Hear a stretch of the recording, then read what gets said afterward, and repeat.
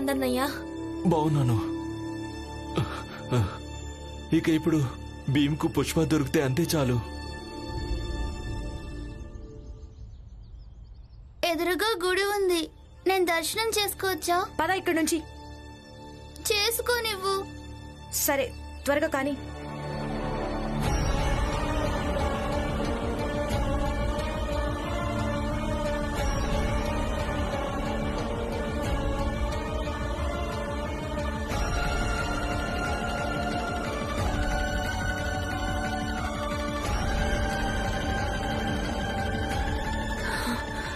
ఆగండి.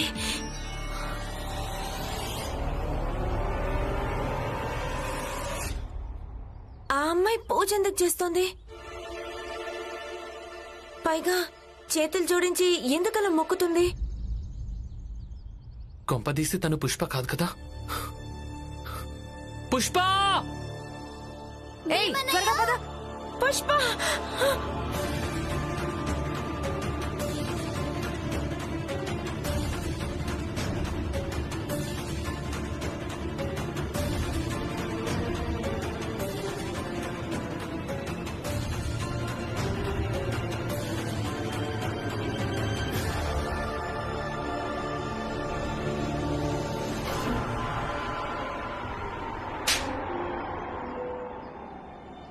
ముందే చెప్పాను కదా, నా భర్త సీదా సాదా మనిషిని. ఆయన నచ్చ చెప్తాడు, కానీ నువ్వు అలా వినవు. పద రమా, స్టేషన్ కు తీసుకెళ్దాం. పద పద స్టేషన్ కు. వదులు, స్టేషన్ కు పద. ఊరికే ఎందుకు వదులుతాను నిన్ను? మాధవి, నువ్వు నాతో పాటు ఇంటికి పద. ఏం జరిగినా నేను ఇంకా భీమ్ చూసుకుంటాం. వద్దానందన్నయ్య, నేనెక్కడికి రాలేను. శబ్నంబాయి స్పృహలోకి వచ్చేసరికి నేను ఇక్కడి నుంచి చాలా దూరంగా వెళ్ళిపోవాలి. అక్కడికి మీరు, భీమ్రావు, ఇంకెవ్వరూ చేరుకోలేరు. లేదు మాధవి, నువ్వు వెళ్ళడానికి వీల్లేదు. అన్నయ్య, మీరు నన్ను క్షమించండి. నేను వెళ్ళక తప్పదు. మాధవి వద్దు, వద్దు మాధవి, ఆగు మాధవి, వద్దు మాధవి, వెళ్ళొద్దు మాధవి, లేదంటే నా మీదొట్టే. నువ్వు వెళ్ళొద్దు. నేను సతారాలోని మాధవిని కాదు, అందుకే ఒట్టు కూడా ఎలాంటి ప్రభావాన్ని చూపించదు. మాధవి వద్దు, ఆగు మాధవి, మాధవి.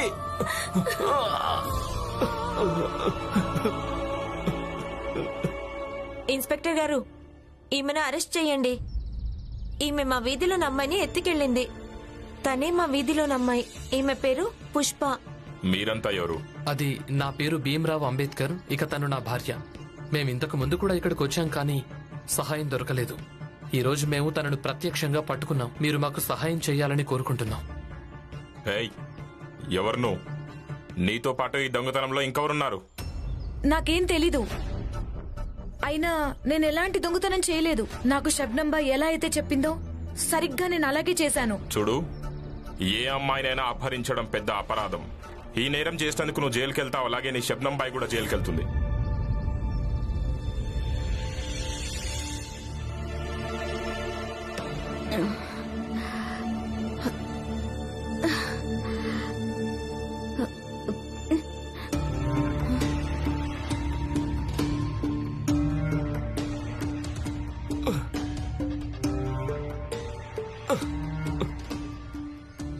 మాధవి ఎక్కడుంది?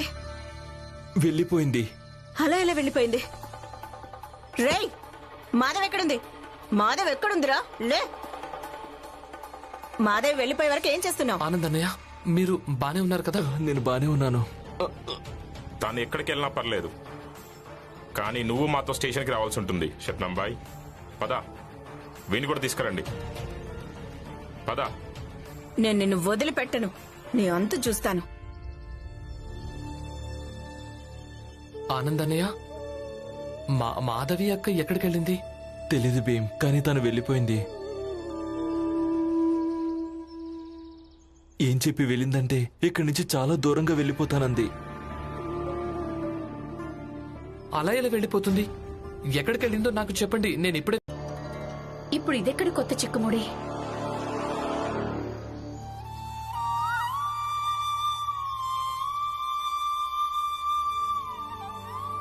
పోయినసారి మంజుల వచ్చినప్పుడు నీకు పుస్తకాలు చాలా అవసరమయ్యాయి. నా దగ్గర డబ్బు లేనే లేదు. అందుకే మంజులను కొంచెం సహాయం అడిగాను. నేను అనుకున్నాను కొంచెం ఎక్కువ పనిచేసి తన గొలుసు విడిపించాలని, కానీ విడిపించలేకపోయాను.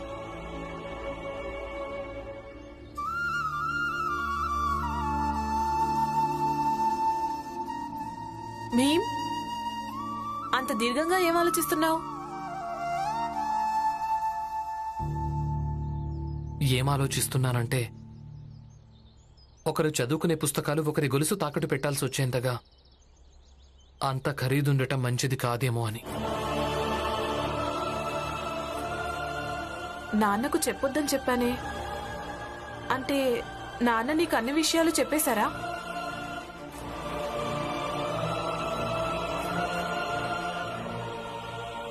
ఏం పర్వాలేదు, 15 రోజులు పూర్తయిపోయాయని అత్తయ్య చెప్పింది. ఈ రోజు నుంచి నువ్వు కాలేజ్కి వెళ్ళొచ్చు. అవును, నిజం. చూడు, సమయం కూడా అవుతోంది. వెళ్ళు, త్వరగా వెళ్ళి తయారవ్వు. ఇప్పుడు నేను కాలేజ్కి వెళ్ళడం కంటే మీరు అత్తారింటికి తిరిగి వెళ్ళడమే చాలా ముఖ్యం అక్క. లేదు, నువ్వు కాలేజ్కి వెళ్ళడం కంటే ముఖ్యమైనది ఇంకేమీ లేదు. నువ్వు వెళ్ళకపోవడానికి మూల్యం ఒకవేళ నేను అత్తారింటికి వెళ్ళడమే అయితే అసలు నేనెప్పుడూ అత్తారింటికి వెళ్ళను.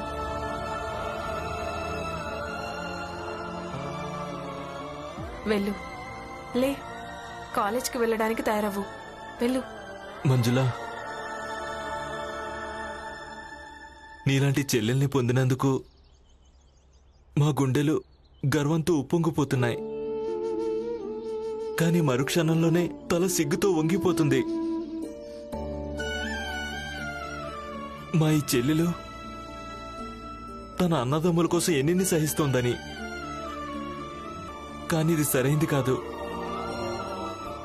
అదేం కాదు, నా అన్నదమ్ములు నా కోసం ఎన్నో సహించారు. వాటి ముందు ఇది ఏమంతని?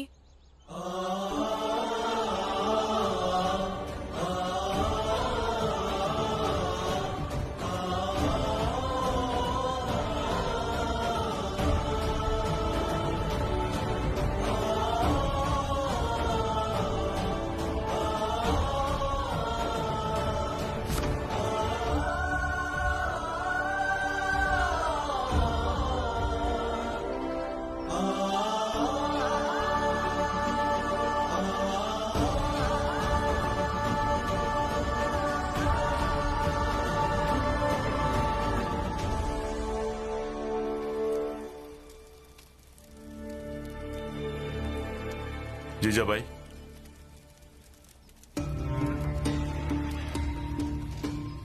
మీరు కొడుకుని మరీ అంతగా నెత్తికెక్కించుకోకండి. మీ ఆరోగ్యం బాగోలేదు కదా, పాలు తీసుకురమ్మని భీంకి చెప్పాల్సింది. కాదు, వాడు అర్ధరాత్రి దాకా చదువుకున్నాడు. అందుకే నేనే వెళ్ళి తీసుకొచ్చేశాను.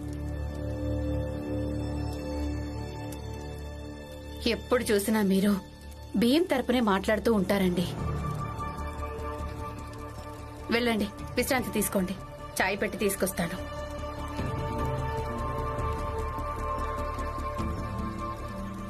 వెళ్ళండి. అది జీజాబాయ్, నేను నీతో కొంచెం మాట్లాడాలి. చెప్పండి.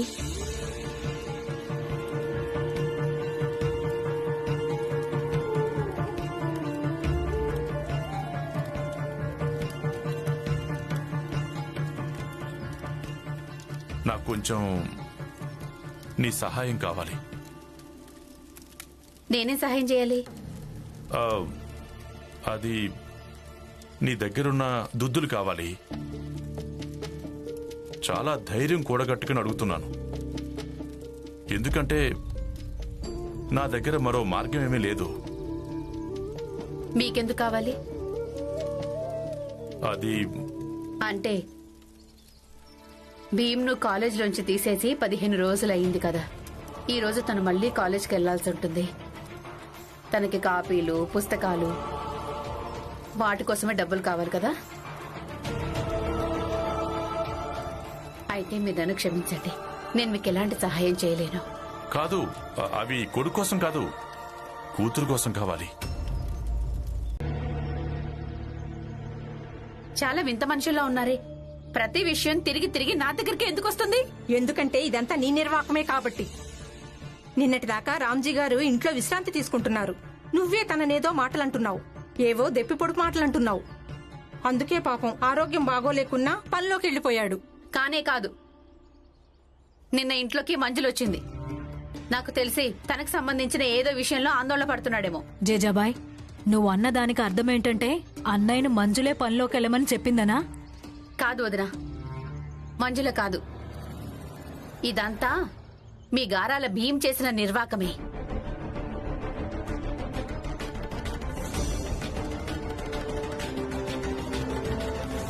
అమ్మ లోపలికి పదండి. ఎందుకు? నేనెందుకు వెళ్ళాలి?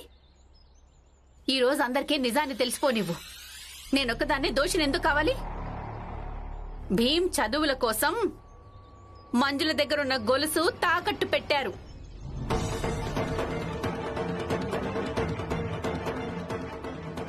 ఇప్పుడందరికీ ప్రశాంతంగా ఉందా?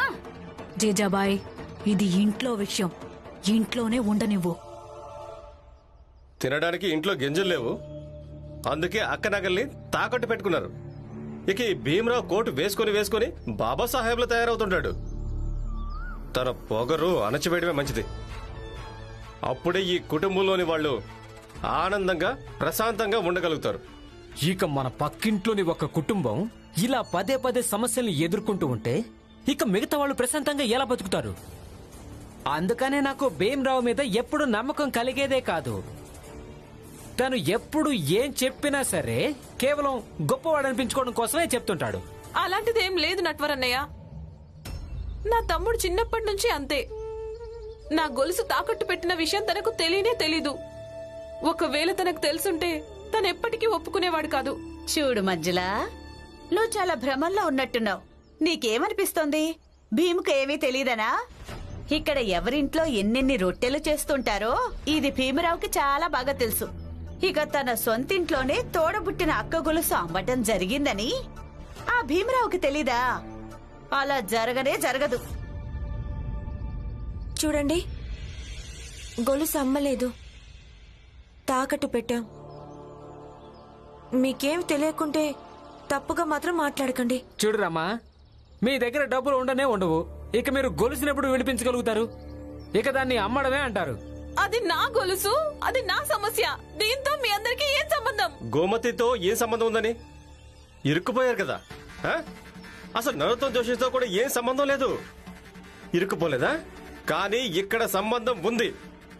ఏ భీమరావు వరుసకు అక్క కోసమే అని నాటకాలు ఆడాడంటే, ఇక తన సొంత అక్క ఏ సమస్యలో పడిందంటే తనేం చేస్తాడో చూద్దాం. ఇంకేం చేస్తాడు? కాలేజ్కి వెళ్ళాడు, రోజంతా ప్రశాంతంగా చదువుకుంటాడు. ఇక వచ్చేటప్పుడు ఎలా తిరిగొస్తాడంటే పూర్తిగా నీరసంగా, ఉదాసీనంగా, పాపం అన్నట్టుగా, చాలా బాధపడిపోతున్నట్టుగా, నిస్సహాయుడైనట్టుగా.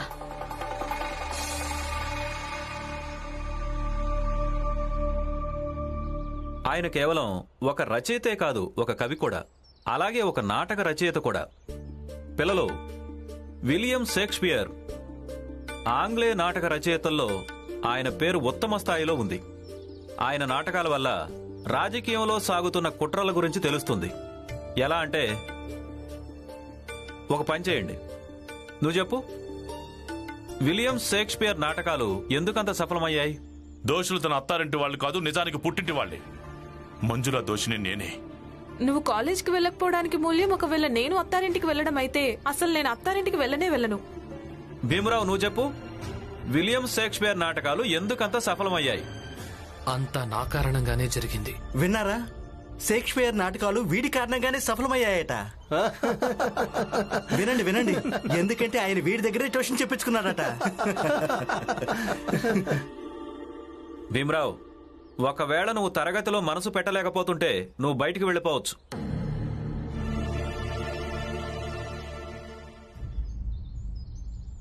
నన్ను మన్నించండి గురువుగారు, నేను బయటకెళ్ళిపోతాను.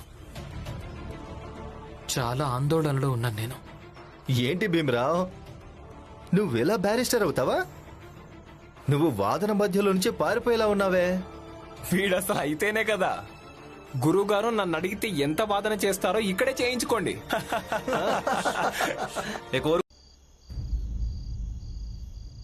బాబు భీమ్, ఈ రోజు నువ్వు కాలేజీ నుంచి త్వరగా వెళ్ళిపోయావట? అవును. ఎందుకు? పని వెతుక్కోవడం కోసం.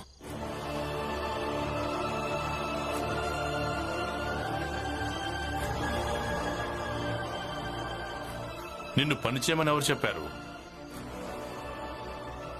మీ నాన్న ఇంకా బతికే ఉన్నాడు, మీ అన్నయ్య ఇంకా బతికే ఉన్నాడు, పురంజన్ ఇంకా బతికే ఉన్నాడు.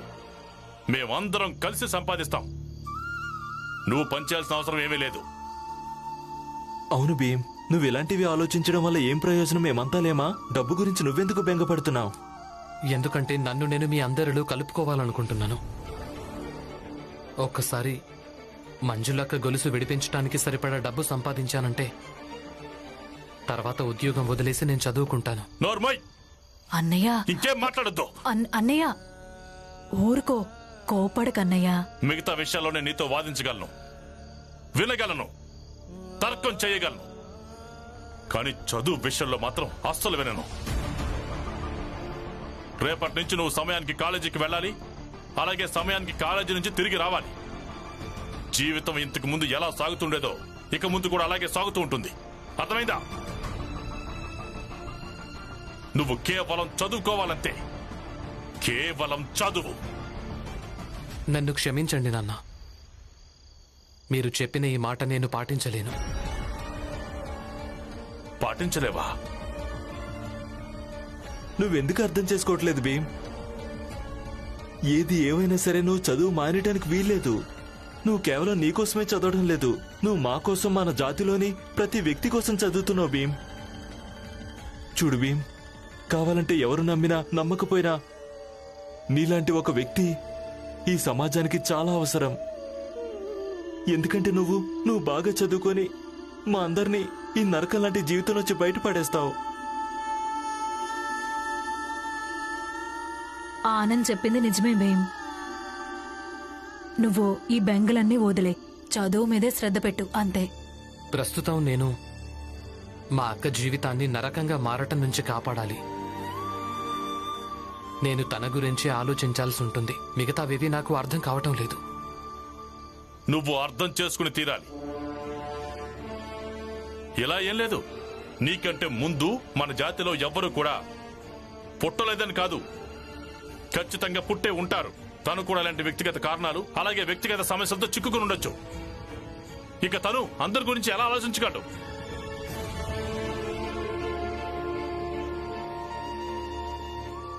చూడు బాబు, మనందరం శతాబ్దాల నుంచి ఇలా అంధకారంలో ఉంటూ వచ్చాం. కానీ నాకిష్టం లేదు ఇక ముందు కూడా మనందరం ఇలాగే ఉండాలని. ఈ బాధ్యతను నువ్వు ఎత్తుకోవాల్సి ఉంటుంది, మొత్తం మన జాతి బాధ్యతని. అందుకే ఇంటి సమస్యల్ని మేము చూసుకుంటాం, వాటి గురించి నువ్వు బెంగపడకు. నువ్వు కేవలం చదువుకోవాలంతే, కేవలం చదువు అంతే. లేదు నాన్న, నా అక్కయ్య వర్తమానం చెడిపోతోంది ఇక్కడ. తన గురించి నేను ఆలోచించాల్సి ఉంటుంది. ఒకవేళ ఇది వ్యక్తిగత విషయమైతే మంజులక్క కూడా సమాజంలో ఒక భాగమే కదా. సమాజం ఏమంటుంది? తన అక్కయ్యకే ఏం చెయ్యలేని వాడు సమాజానికి ఏం చేస్తాడు అంటుంది.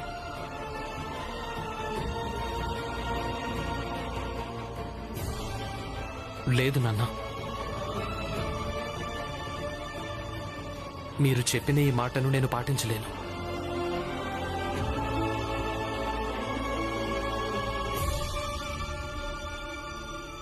భీమ్, భీమ్, భీమ్, భీమ్. నాన్న రామ్జీ, నాన్న రామ్జీ.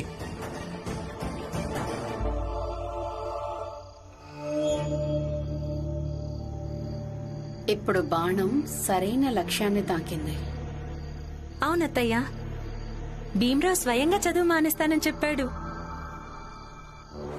ఒకవేళ భీమ్రావే చెప్పాడంటే దానికి ఖచ్చితంగా ఏదో ఒక అర్థం ఉంటుంది. కానీ నా భర్త అలాగే మామయ్య భీమ్రావుని భగవంతుడు అనుకుంటున్నారు. అతన్ని వాళ్ళు మనిషిని కాదు అవతారం అనుకుంటున్నారు. వాళ్ళనేం చేద్దాం అత్తయ్య? అవతారం ఇప్పుడు మనిషిలా మారాల్సి ఉంటుంది.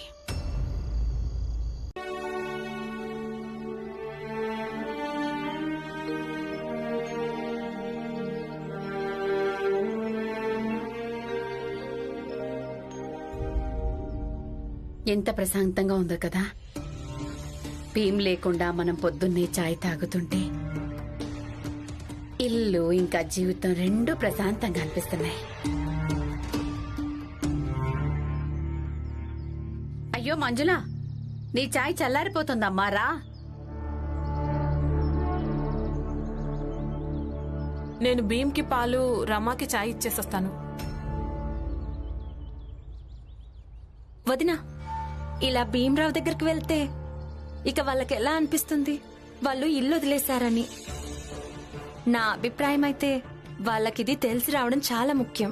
జీవితం అంతా మామయ్య ఇంకా ఆయన తన కోసం ఎన్నెన్నో చేశారు, కానీ అవన్నీ మర్చిపోయి వాళ్ళు వెళ్ళిపోయారు. నువ్వన్నది నిజమే లక్ష్మి. ఎంతకాలమని మనమే తన గురించి బెంగపడుతుంటాం?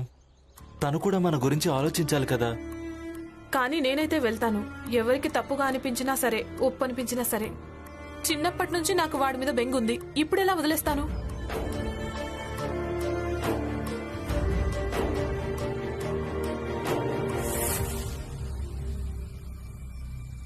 పద పురంజన్, పనిలోకి వెళ్ళడానికి ఆలస్యం అవుతోంది.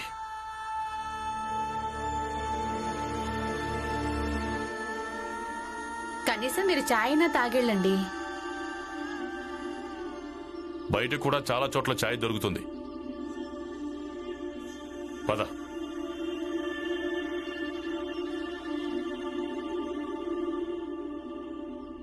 రమ్మా, భీమ్ ఎక్కడున్నాడు?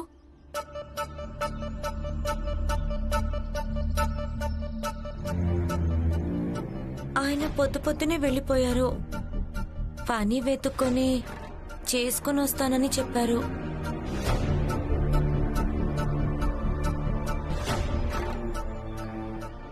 పద పురంజన్,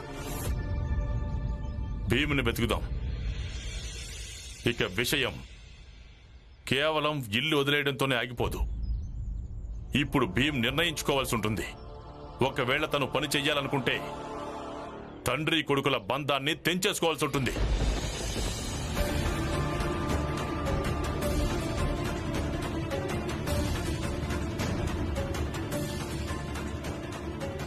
అన్నయ్య, మీరంత మాట అనకండి.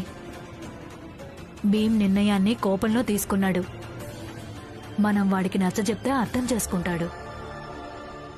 అవునా, మీరు కోపానికి రాకండి. భీమ్ ఇదంతా తెలియనితనంతో చేశాడు. మీరు ఈ విషయాన్ని మర్చిపోండి నాన్న.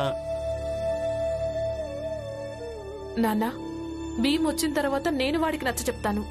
చిన్నవాడు ఏం చేస్తున్నాడో అర్థం చేసుకోలేకపోయాడు. బాగుంది బాగుంది. మిగతా విషయాల్లో భీమ్ చాలా తెలివైనవాడు, కానీ ఇప్పుడు అమాయకుడు తెలియనివాడా?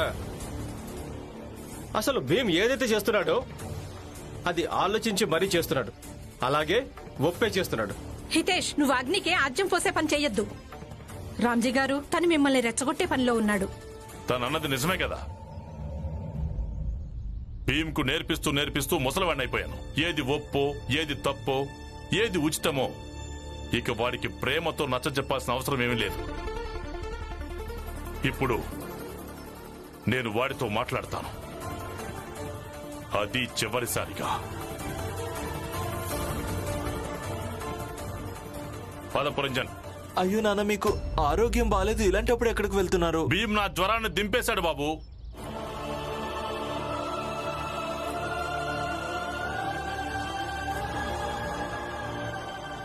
పద పురంజన్.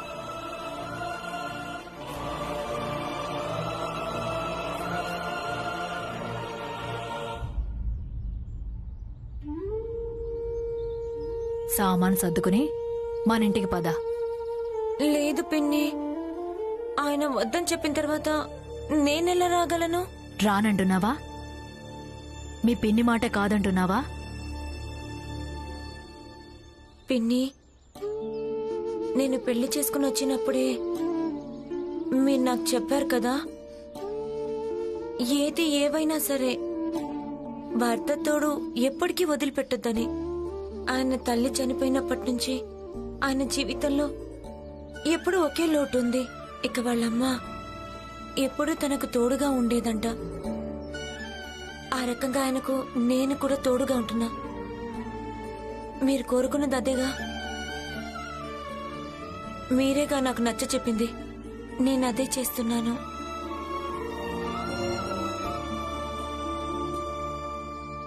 వదినా, మీరెందుకు ఆందోళన పడుతున్నారు? చేసుకున్న వాళ్లకు చేసుకున్నంత. ఎన్నోసార్లు తనకు చెప్పాను, భీమ్కి ఏదైనా పని చూసుకోమని నచ్చ చెప్పమ్మా అని. కానీ ఈమె విన్నదా? ఈ పాటికే పనిలో ఉండుంటే హఠాత్తుగా ఇలాంటి పరిస్థితి వచ్చేది కాదు కదా. ఒక భార్య ఉంది. తను ప్రపంచం దృష్టిలో చెడ్డదే కావచ్చు, కానీ తనకు కూడా తన భర్త గురించి భార్యలందరికీ ఎంత శ్రద్ధ ఉంటుందో అంతే శ్రద్ధ ఉంది.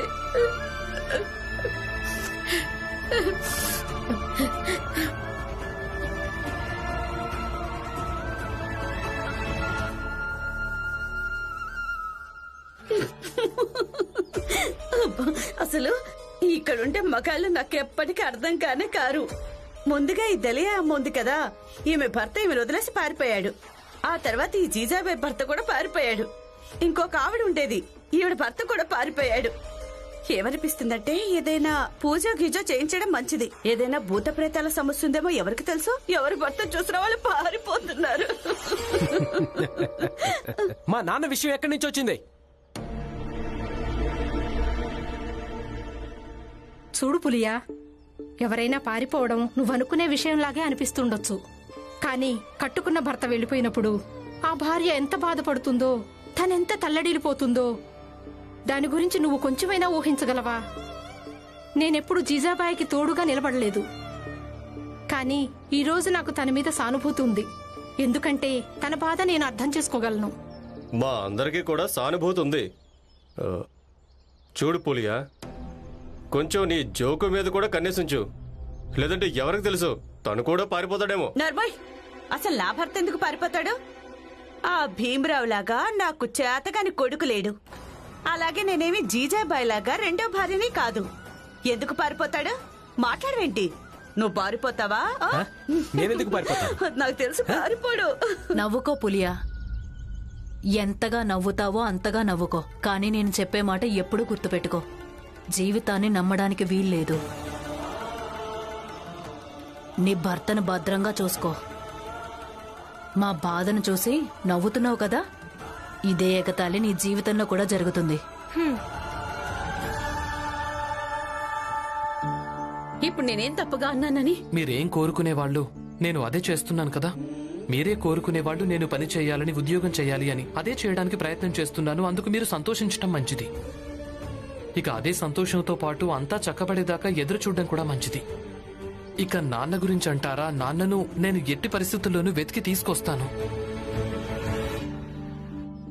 అవునత్తయ్య, మావయ్య గారి గురించి ఆందోళనగానే ఉంది. ఆయన ఎక్కడికి వెళ్లారో ఏమో. కానీ భీమ్ నాన్న ఎక్కడికి వెళ్ళాడో నీకేమైనా తెలుసా? నాకైతే నాన్నెక్కడో పని వెతుక్కోవడానికి వెళ్ళాడనిపిస్తోంది. లేదు, అలా వెళ్లే అవకాశమే లేదు. ఒకవేళ అలా వెళ్ళుంటే రామ్జీ ఖచ్చితంగా ఇంట్లో చెప్పుండేవాడు. ఏ కారణం చేతైనా తన ఇంట్లో చెప్పకపోయినా నాకు మాత్రం ఖచ్చితంగా చెప్పుండేవాడు. నిజం చెప్పాలంటే ఆఖరి విషయం దాకా మేము కలిసే ఉన్నాం. ఉన్నట్టుండి అకస్మాత్తుగా తను ఎలా మాయమైపోయాడో అర్థం కాలేదు. అలాగే నాన్న అసలు పురంజన్ బాబాయ్తో పాటు పని కోసం కూడా వెళ్ళలేదు. ఆయన భీమ్ను వెతకడం కోసం వెళ్ళాడు.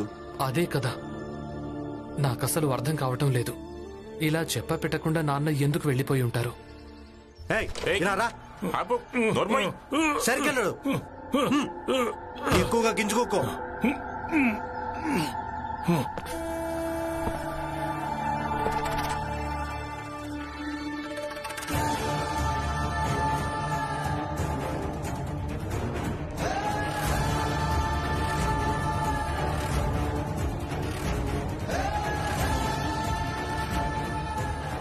వీడి నోట్లో గుడ్డలు కుక్కారా?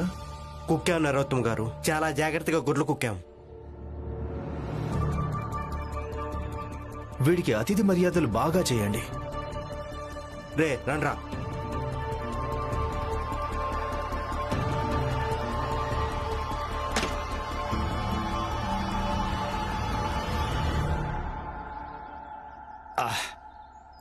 నరోత్తం రా కూర్చో.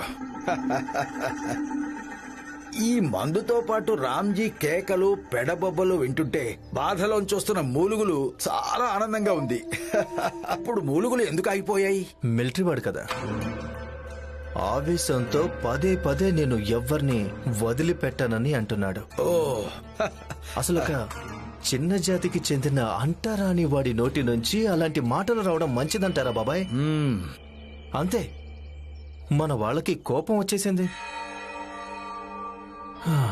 వాడి నోట్లో గుడ్డలు కుక్కి మరీ నేల మీద పడేశారు. మంచి పని చేశారు. ఇదిగో తాగు.